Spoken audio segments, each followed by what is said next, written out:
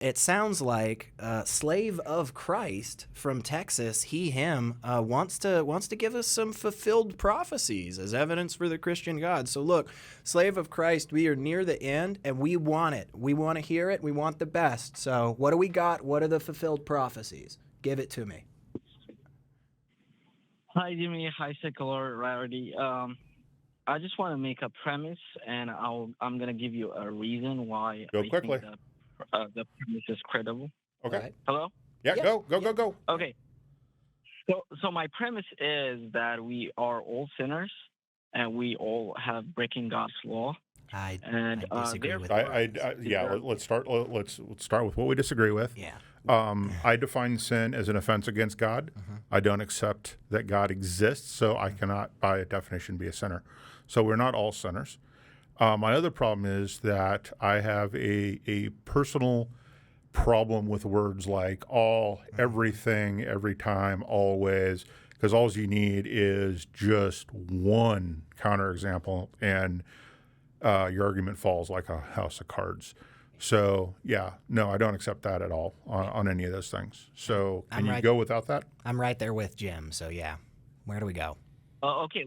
The word sin doesn't have to necessarily be, a relationship with God. So I think it does. Yes, yeah, Sin explicitly is attempting to say that a human being is missing the mark of God's, prescribed. It's an offense against God. It is. I mean, that it has to be. It's inherent. There's no other way to have sin without saying that there's a God attached to it. It may not be the Christian God that you're going with, but there has to be some deity of some kind. What'd you pull up here, Jim? What's that definition say? A immoral act considered to be a transgression against divine law. Where does divine law come? Yeah, divine law right there. So the most common use of the word sin is, in fact, exactly how we're using it. Yeah, explicitly relating to it. So don't use sin and don't assume that we accept that your claim of God is true. Yeah. If you want to say people do bad things, okay, maybe we still have some sussing out to do there. But if you're saying all people are sinners, Jim and I definitely are going to have the problem with the all, and we're going to have the problem with the sinner part. Mm-hmm. So. Okay. People have done evil things and people have done bad things.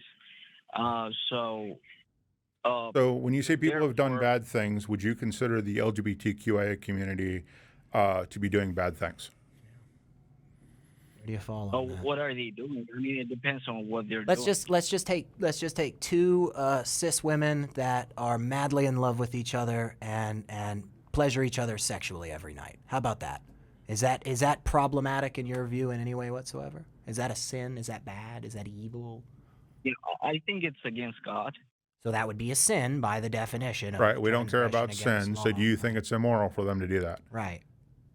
If we're taking sin off the table and we're just going for the good and the bad, the moral, the immoral, where does that fall for you? Okay. Can I just build my premise and we could evaluate my final conclusion? No, we are evaluating your premise, and we're disagreeing with your premise. Yeah, there's just so much so wrong. Your conclusion is irrelevant. Right, because there's so much wrong with the initial statement that we have to get through, right?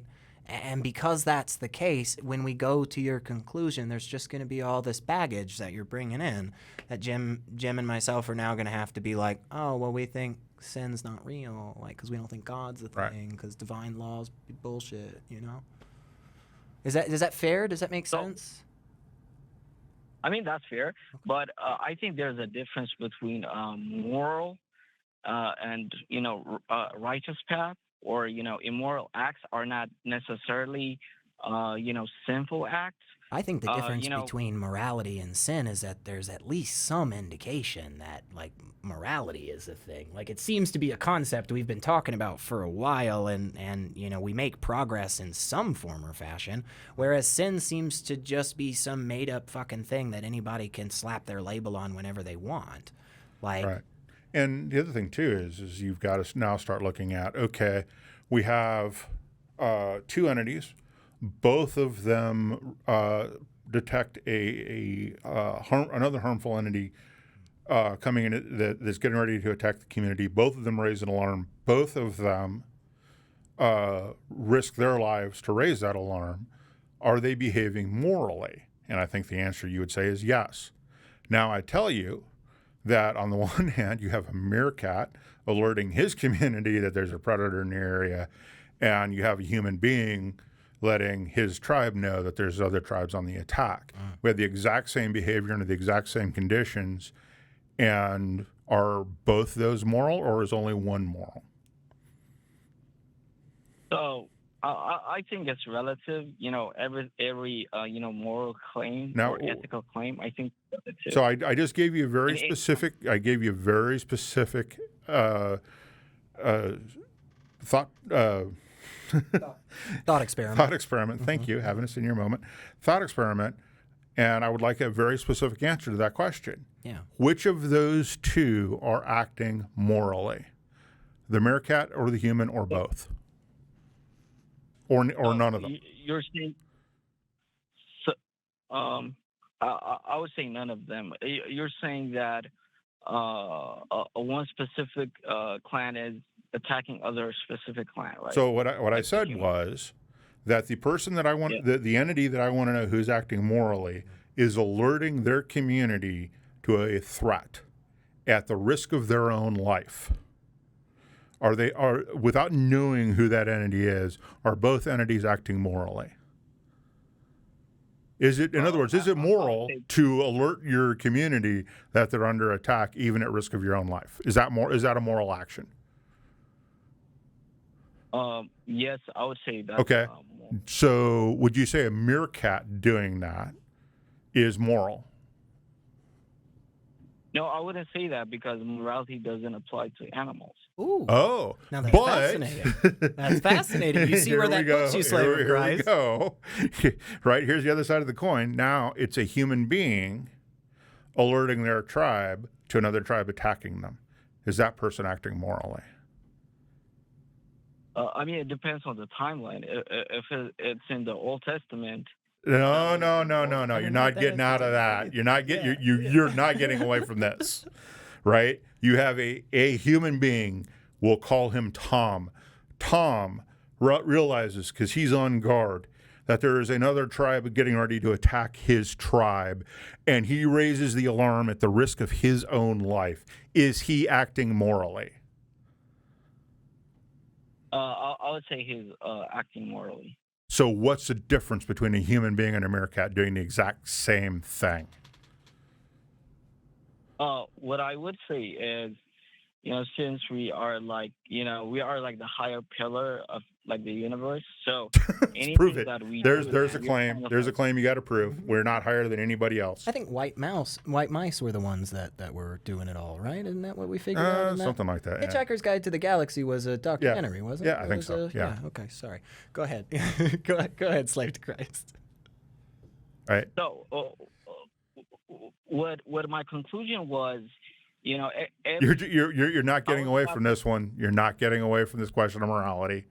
Sorry, we're just not going to let you do it. What's the difference? What's the difference between the two scenarios for you? Why is the meerkat not behaving in a moral fashion, but the person is? I don't know. It's like I don't think that we are like animals, so it's unfair to compare those two scenarios. How are we not like animals? How are we not like animals? Animals have hearts. We have hearts. Animals have ways of getting oxygen in and out of their bodies. We have that. We have brains. They have brains. How do we move? We consume things to Right. get energy. Like we don't do photosynthesis. Like all this is Yeah. pretty same. Like without even getting into comparing DNA? right. Just looking at us objectively without looking at DNA. I mean, how do you come to that conclusion? Because I think that we are created in the image of God. So what I would say is, us doing like a moral thing, or if we are like compassionate towards our own species, it's kind of different when an animal is doing it. No, because here's the thing. We have examples of animals being empathetic, not only to their own species, but to other species, right?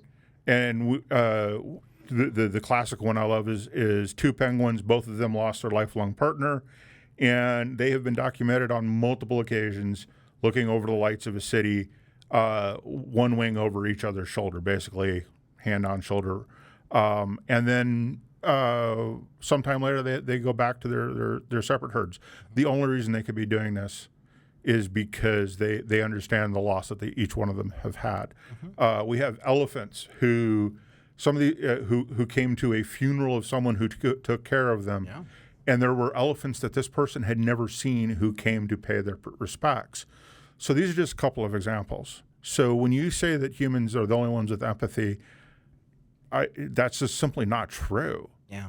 We've got a bunch of examples. We've got examples of mice being trapped in small cages, and another mouse will forego a reward of food, right? Will forego this benefit to itself just to go let out its companion, whether or not these mice know each other. Like, there's just two random mice. You just put them together, and apparently they do this. Like, that's And more consistently than humans. right. Yeah, definitely more consistently than humans. So again, we have hundreds of examples that we could go through that simply prove your point wrong. So again, where do you go with that? Okay, where I would go with that, last time when I called in, me and Jim were talking about how is like biblical slavery moral or immoral, if you remember that. I don't think you remember that. Oh, I've had so many of those conversations. Doesn't matter if I remember it or not. Yeah, where do because you shake slavery under any circumstances Yeah. is wrong. Period. End of conversation. Yeah, it's a pretty easy one, I think, for myself and Jim here. Where do you shake out on that? Is biblical slavery moral for some reason? What I would say is there are circumstances where it might be moral. Oh, cool. When do you want to be my slave? Because I have an RV that needs to be cleaned top to bottom. Yeah, and honestly, slave, I just say that's BS. It's just flat out garbage. That's just flat out garbage. Yeah. Because inherently in the definition of murder, inherently in the definition of slavery, of rape, of these atrocious, disgusting things that, let's just be real, your God said to do for a long ass time, okay? Inherent in the definition of those things is direct harm to other people. And I just flat out disagree that there's ever a fucking case where literally enslaving somebody, that's okay. I flat out disagree with that. And I absolutely, please give me any fucking example that could change my mind on that. Okay, let's say you're like invading a certain nation, and let's say they become like a captive because they have lost the war. Would you say that in that case? I'd say it's fucking immoral. So one of us has been. I don't think you're not ex-military, are you? No. Okay, so one of the two of us has been through the Army's explanation of why we take prisoners of war and treat them well. And we don't make slaves out of them because it almost always backfires. It's a bad thing. We have rules about prisoners of war and how we take them. And the reason why we take them is because we don't go around the battlefield shooting them so we don't have to deal with them later. There is nothing about that scenario that is ethical. There's nothing about that scenario that we do today because it is so unethical to do. And it's so unethical that, we have international law and we take people to court and we put them to death for it. So, no, you don't get away with that one. The way you deal with prisoners, with people who surrender, is you make them prisoners of war. And when the war is over, you do your best to repatriate them. And the reason why you do that is so that if you're on the wrong end, you don't end up as a slave yourself. Yeah. And if you want to get selfish about it, that's the reason. If you want to get egalitarian and ethical, then it is absolutely always unethical to violate somebody else's will through force. Yeah. And I just think I think that's a great bow, Jim. We're going to let you go, slave of Christ, because we're a little over anyway. Right. But Yeah, look, call us back in the future. We started that call technically on fulfilled prophecies. I should have prophesied that we wouldn't have got anything there. Well, yeah. It's just we should have stuck to that one. We didn't. Once you go to the slavery is moral thing, it just, Yeah, I'm sorry, it just there's throws it rants that out. have to be said. Yeah, never the case. Never the fucking case. Feel free to call in whenever I'm on again and somebody convince me of otherwise. Yeah, But and folks,